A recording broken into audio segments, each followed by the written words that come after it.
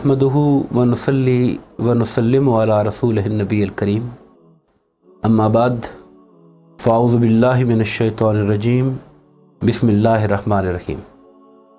आज हम इंशाअल्लाह दूसरे पारे के जो अहम मज़ामीन हैं वो आपके सामने लाएंगे। दूसरे पारे की इब्तिदा में जो सबसे पहला मज़मून बयान हुआ और जिस पर काफ़ी तफसील से आयात आईं वो तहवील किबला का है। तहवील किबला का माना होता है किबला की तब्दीली। इब्तिदा में मक्की दौर के अंदर भी और मदनी दौर के अंदर भी कई महीने तक मुसलमान जो हैं वो बैतुल मुक़द्दस की तरफ रुख करके नमाज़ पढ़ा करते थे। हुज़ूर नबी करीम अलैहिस्सलाम को खाना काबा से जो मोहब्बत थी उस बिना पर आप ये चाहते थे कि अल्लाह रब्बुल इज़्ज़त हमें नमाज के वक़्त जो रुख है वो बैतुल मक़दस की बजाय खाना काबा की तरफ करने का हुक्म अता फरमाए। और इस बात का आपको इतना शौक़ था कि आप हालत नमाज में सर उठाकर आसमान की तरफ देखते थे और ख्वाहिश करते थे कि अल्लाह रब्बुल इज़्ज़त वो वही उतार दे जिसमें हमें चेहरा फेरने का हुक्म आ जाए। अल्लाह रब्बुल इज़्ज़त ने बड़ी मोहब्बत भरी अंदाज में फरमाया कि ए हबीब सल्लल्लाहु अलैहि वसल्लम, हम आपके चेहरे का बार बार आसमान की तरफ उठना देख रहे हैं। जब किबला बदलने का हुक्म आ गया तो उसके बाद यहूद और मुनाफिकीन ने एक वावेला मचा दिया और शोर पैदा कर दिया कि देखिए ये लोग पहले बैतुल मुक़द्दस की तरफ मुँह करते थे और अब इन्होंने अपना रुख काबा की तरफ कर लिया है, इन्होंने अपना जो रुख है वो चेंज कर लिया। अल्लाह रब्बुल इज़्ज़त ने उनकी इस सारे जो इतराज़ात थे उसके जवाब में फरमाया कि मशरिक़ हो या मगरिब हो, ये दोनों सिमतों के नाम हैं, ये डायरेक्शंस हैं। हकीकत में तो सजदा अल्लाह को किया जाता है और रुख अपने रब की तरफ किया जाता है और अल्लाह रब्बुल इज़्ज़त सिमतों से पाक है। तहवील किबला के हुक्म में फिर अल्लाह रब्बुल इज़्ज़त ने एक बड़ी मारिकतुल आरा जो आयत है कुरान मजीद की, जिसको उलमा ने आयतुल बिर का नाम दिया है। फरमाया लैसल बिर्रा अन तुवल्लु वजूहकुम क़िबलल मशरिक़ वल मग़रिब, कि नेकी इसका नाम नहीं है कि मुँह इधर करो या मुँह इधर करो। नेकी तो एक जामे निज़ाम का नाम है। और फिर अल्लाह रब्बुल इज़्ज़त ने बड़ी तफसील के साथ उन 16 अहकाम को बयान किया जिसमें ईमान का भी जिक्र है, जिसमें ईमान के साथ फिर इंसान के अपने माहौल में अपने हमसायों के साथ, अपने दोस्तों के साथ, यतामा, मसाकीन, वालदैन, हुस्न सलूक का जिक्र है, जिसमें फिर नमाज, रोज़े, हज, ज़कात का जिक्र है। यानी नेकी किसी एक इंडिविजुअल अमल का नाम नहीं, नेकी एक पूरा पैकेज है जिसमें ईमान शामिल है, जिसमें आमाल शामिल हैं, जिसमें लोगों के साथ मुआमलात और पब्लिक डीलिंग शामिल है। ये सारी चीज़ें जब यकजा हो जाएं और इकट्ठी हो जाएं तो इसको कहा जाता है कि वो इंसान नेक है और नेकी के कंसेप्ट पर अमल कर रहा है। इसके बाद एक बड़ा अहम हुक्म इस पारे के अंदर बयान हुआ, वो ये कि हलाल और हराम करने का जो हक़ है वो अल्लाह के पास है। हमारे यहाँ आज बहुत से लोग, जिसमें ख़ास तौर पर उलमा हजरात होते हैं, नाम जिनका उलमा में आता है, वो कई चीज़ों को ये हराम है, ये हराम है, ये हराम है, मगर अल्लाह रब्बुल इज़्ज़त ने इस बात पे फरमाया कि ये हक़ रब का है, ये मेरा हक़ है कि मैं किस चीज़ को हलाल करता हूँ, किस चीज़ को हराम करता हूँ। और खाने पीने के हवाले से फिर यहाँ पे अल्लाह पाक ने मुर्दार को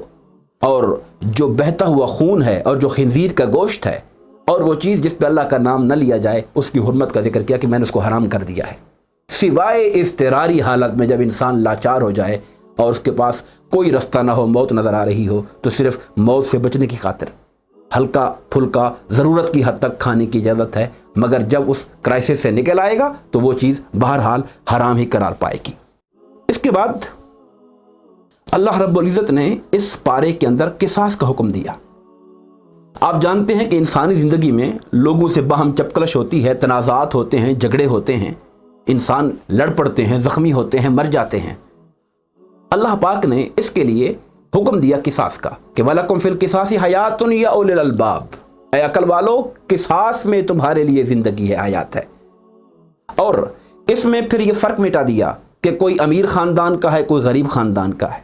कोई किसी ज़ात का है, कोई किसी कौम का है। इस फ़र्क से हटकर अगर मुआशरे में अदल कायम करना है, इंसाफ कायम करना है, मुआशरे में अमन लाना है, रवादारी लानी है, तो फिर किसास को अपनाना पड़ेगा। अदरवाइज़ ये मुआशरा एक बहुत बड़ा जुल्म का गहवारा बन जाएगा, जहाँ जालिम का जो जी चाहेगा करेगा, उससे बदल लेने वाला कोई नहीं होगा।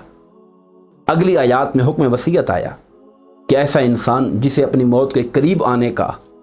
ایک احساس ہو جائے تو اسے چاہیے کہ وہ اپنے مال کے بارے میں وصیت کر جائے۔ اور پھر جب آیات میراث اتریں جس میں اللہ رب العزت نے خود تفصیل کے ساتھ حصے بیان کر دیے، تو پھر اب اس آیت کا تعلق صرف ان رشتہ داروں کے ساتھ ہے جن کے حصے ڈائریکٹ قرآن میں بیان نہیں ہوئے ہیں، یا اس کے علاوہ کوئی اور جس کو آپ دینا چاہتے ہیں اس کے حق میں وصیت کریں گے۔ اس کے پھر تفصیلی احکام ہیں کہ وصیت جو ہے وہ کل مال کی تہائی کے اندر ہونی چاہیے، اس سے زائد نہیں ہونی چاہیے۔ ڈیٹیل کے لیے پھر الگ سے بحث ہے۔ اس کے بعد اللہ پاک نے اسی پارے کے اندر روزے کی فرضیت کا حکم دیا کہ ایمان والو تم پہ روزے فرض کیے گئے جیسا کہ تم سے پہلے والے لوگوں پر فرض کیے گئے تھے، اور روزہ فرض اس لیے کیا گیا ہے تاکہ تمہارے اندر تقویٰ پیدا ہو جائے۔ اور تقویٰ کس بات کا نام ہے؟ تقویٰ اس کیفیت کا نام ہے کہ انسان زندگی کا ہر قدم اٹھاتے ہوئے یہ سوچے کہ میرا رب میرے اس قدم اٹھانے سے راضی ہوگا یا ناراض ہو جائے گا۔ جس انسان کے دل میں یہ خوف پیدا ہو جائے کہ میرے اعمال کہیں میرے رب کو مجھ سے ناراض نہ کر دیں، ایسے شخص کو متقی کہا جاتا ہے۔ پھر روزے کی مزید ڈیٹیلز کا بیان کیا۔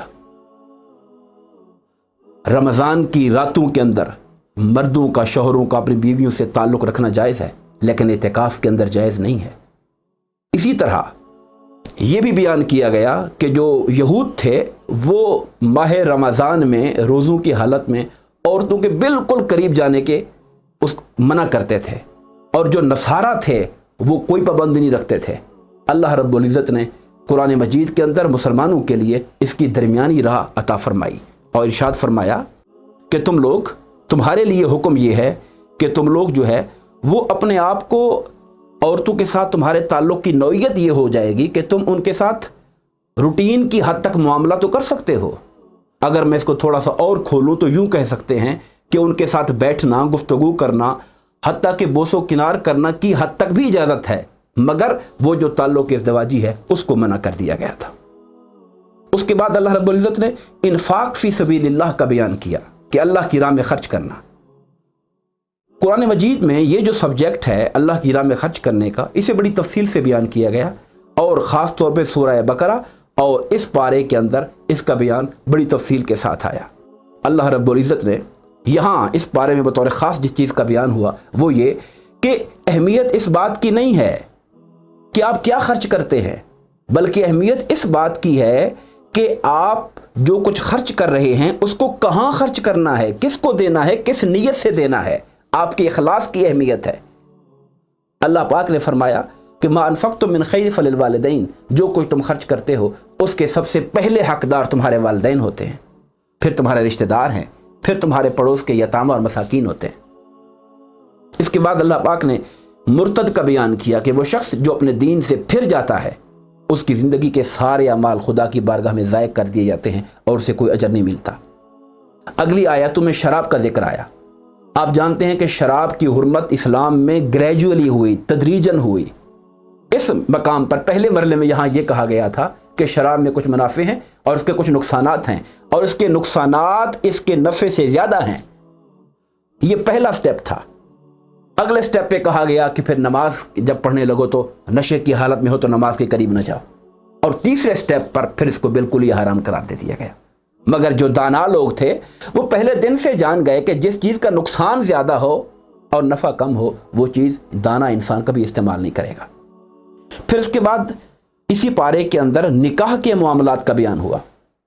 آپ جانتے ہیں کہ انسان، اللہ پاک نے یہ معاشرہ بنایا، معاشرہ خاندانوں سے بنتا ہے، اور خاندان ازدواجی جو انسان کے معاملات ہیں اس سے آگے چلتا ہے، میاں بیوی کے رشتے سے خاندان بنتا ہے۔ اس کو اللہ پاک نے بیان کیا، فرمایا کہ تمہاری پہلی ترجیح میں تمہارے سامنے تمہاری مومن جو عورتیں ہیں ان سے نکاح کی ترجیح ہونا چاہیے۔ اہل کتاب کی جو عورتیں ہیں یہاں پر ان سے نکاح کی اجازت تو دی گئی، مگر ساتھ ہی یہ کہہ دیا گیا کہ مومنوں سے، مومن عورتوں سے، بھلے وہ لونڈی ہی کیوں نہ ہو، اس سے نکاح کرنا بہرحال ایک کتابی عورت سے نکاح کرنے سے بہتر ہے۔ اس سے ایک اشارہ ملا کہ ایک مسلمان کی ترجیح میں نکاح کی پریفرنس کے اندر سب سے پہلی چیز اس کا دین ہونا چاہیے، اخلاق ہونا چاہیے، اس کی نیک جو سیرتی ہونی چاہیے، اور پھر اگلے مرحلے پر پھر صورت ہے، پھر دیگر خاندان ہے اور دیگر معاملات آتے ہیں۔ پھر یہاں پر ایک حکم یہ بھی دیا گیا ازدواجی خاندانی زندگی کے اندر کہ عورتوں کے مخصوص ایام ہوتے ہیں، ان ایام کے اندر جو ہے وہ خواتین کے ساتھ مقاربت کرنا، ان کے قریب جانا اور ان کے ساتھ جو ازدواجی تعلق قائم کرنا ہے وہ جائز نہیں ہے۔ اسی عورتوں کے احکام اور طلاق اور نکاح کے معاملات کو آگے چلاتے ہوئے اللہ پاک نے بیان کیا، عربوں کے اندر ایک طریقہ تھا کہ بعض لوگ قسم کھا لیتے تھے کہ میں اپنی بیوی کے قریب نہیں جاؤں گا۔ اب نہ وہ اس کے حقوق ادا کرتا تھا، نہ وہ اس کو طلاق دیتا تھا کہ وہ آزاد ہو جا کر اپنی زندگی نئے سرے سے شروع کرے۔ تو یہاں اللہ پاک نے فرما دیا کہ جو شخص یہ قسم کھا لے کہ میں اپنی عورت کے قریب نہیں جاؤں گا اور 4 ماہ اگر گزر جائیں تو اس صورت میں از خود طلاق ہو جائے گی۔ یہ 4 ماہ قسم کھا کے علیحدہ رہنا، یہ اس کے لیے، عورت کے لیے علیحدگی کا رستہ کھول دے گا اور وہ اسے جدا ہو جائے گی۔ اس کو شرعاً ٹیکنیکلی ایلا کہا جاتا ہے۔ پھر اس کے بعد اللہ پاک نے طلاق کی مشروعیت کا بیان کیا۔ اسلام اس بات پہ زور دیتا ہے کہ خاندان جڑ کے رہے، میاں بیوی کے تعلقات، خاندان کے معاملات بڑے محبت اور پیار سے چلیں، اور یہ رشتہ قائم ہی اسی لیے کیا گیا تاکہ ان کے باہم محبت اور پیار پیدا ہو۔ لیکن انسان ہے، بعض اوقات مزاج نہیں ملتے، بعض اوقات کچھ اور پرابلم ہوتے ہیں، اور اس کی وجہ سے دلوں کے اندر بدگمانیاں پیدا ہو جاتی ہیں، اور بدگمانیاں بڑھتے بڑھتے نفرت کی اس حد تک چلی جاتی ہیں کہ جہاں انسان ایک دوسرے کو دیکھنے کا روادار نہیں ہوتا، ایک دوسرے کے ساتھ بیٹھنے کا روادار نہیں ہوتا۔ تو فرمایا اس صورت میں پھر اس خاندان کا یہ جو یونٹ تھا اس کا مقصد ختم ہو گیا، لہذا بہتر یہ ہے کہ بجائے نفرتوں کو بڑھانے کے اور آپس میں ایک دوسرے کے ساتھ جو تشدد کرنے کا معاملہ ہے، ظلم کرنے کا معاملہ ہے، دوریاں پیدا کرنے کا معاملہ ہے، اس سے بہتر یہ ہے کہ وہ عزت کے ساتھ اور ایک باہمی معاہدے کے ساتھ ایک دوسرے سے جدا ہو جائیں اور الگ رستے اختیار کر لیں۔ اور اسی طلاق کے اندر اس کا ایک طریقہ کار بتایا گیا کہ سب سے پہلی بات تو یہ فرمایا طلاق مرتان، طلاقیں 2 ہوتی ہیں، اور پھر حدیث پاک میں اس کی ڈیٹیل بیان کی گئی کہ جب عورت حالت پاکیزگی میں ہو اسے 1 طلاق دی جائے، پھر جب اس کا اگلا طہر آئے، پاکیزگی کا فیز آئے اگلے مہینے کا، پھر دوسری دی جائے، اور اس کے بعد وہ نکاح جو ہے وہ بائن ہو جائے گا، تیسری کی ضرورت ہی نہیں رہے گی۔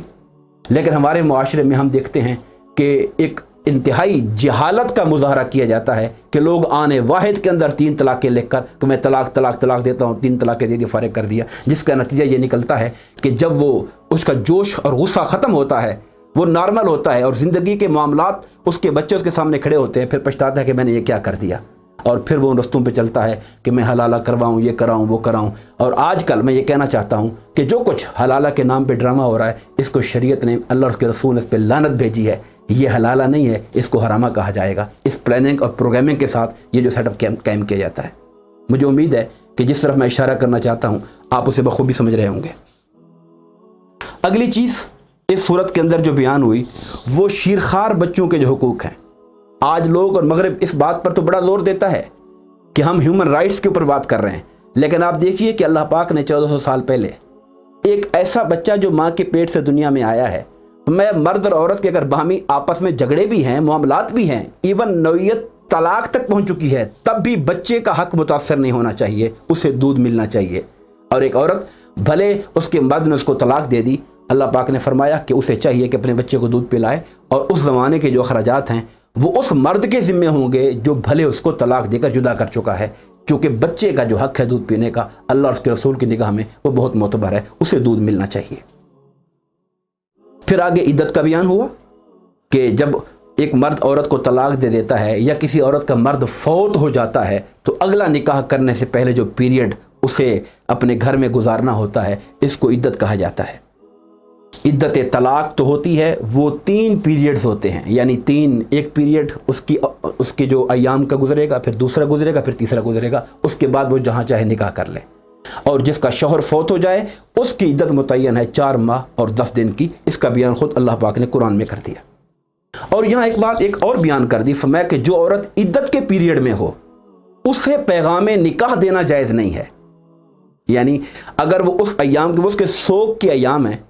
اس پیریڈ کے درمیان سوائے اشارے کنائے سے بات کرنے کے براہ راست اس کو پیغام دینا شریعت کی نظر میں اس کی اجازت نہیں ہے۔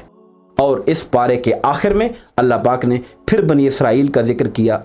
اور خاص طور پہ ان کے اندر گزرنے والے ایک بادشاہ طالوت کا ذکر کیا، جنہیں حضرت داؤد نے دشمن سے لڑنے کے لیے خود خلیفہ مقرر کیا تھا اور اس کے ساتھ فوج دے کے روانہ کیا تھا۔ یہ ایک ایسا واقعہ تھا جو خود بنی اسرائیل کے عام لوگوں کی نظروں سے بھی اوجھل ہو چکا تھا، جب اللہ کے رسول نے یہ واقعہ بیان کیا تو یہ اس بات کی تائید ہو گئی کہ وہ اللہ کے رسول جنہوں نے کوئی کتابیں نہیں پڑھی، جو امی ہیں،